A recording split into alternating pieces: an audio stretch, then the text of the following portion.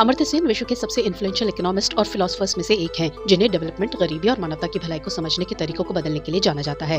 3 नवंबर 1933 को भारत के शांति निकेतन में जन्मे सेन की यात्रा में इकोनॉमिक्स, फिलोसफी, एथिक्स और सोशल जस्टिस जैसे विषय शामिल रहे हैं, जिसने उन्हें एक अधिक इंटरडिसिप्लिनरी अर्थशास्त्री के रूप में दुनिया भर में एक असरदार पहचान दिलाई है।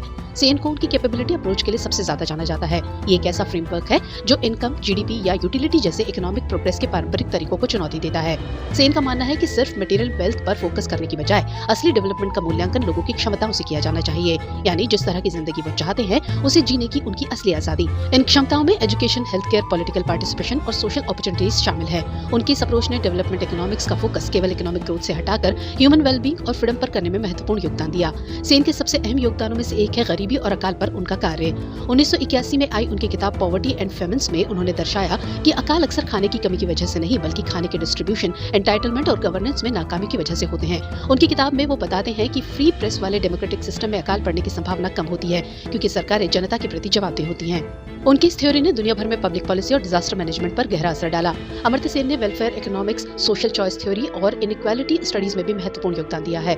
उन्होंने एथिकल रीजनिंग और सोशल जस्टिस को शामिल करके क्लासिकल इकोनॉमिक मॉडल्स को बढ़ावा दिया। सोशल चॉइस थ्योरी यानी सामाजिक पसंद के सिद्धांत में उन्होंने व्यक्तिगत प्राथमिकताओं को सामूहिक निर्णयों में एकत्रित करने की सीमाओं का पता लगाया और सार्वजनिक निर्णय लेने में अधिकारों, निष्पक्षता और नैतिक विचारों के महत्व पर प्रकाश डाला। 1998 में अमर्त्य सेन को वेलफेयर इकोनॉमिक्स में उनके योगदान के लिए, खासकर इकोनॉमिक एनालिसिस में एथिकल कंसर्न्स को शामिल करने के लिए, इकोनॉमिक साइंसेज में नोबेल प्राइज से सम्मानित किया गया। अमर्त्य सेन ने पाकिस्तानी अर्थशास्त्री महबूबुल हक के साथ मिलकर 1990 में मानव विकास सूचकांक यानी HDI विकसित किया।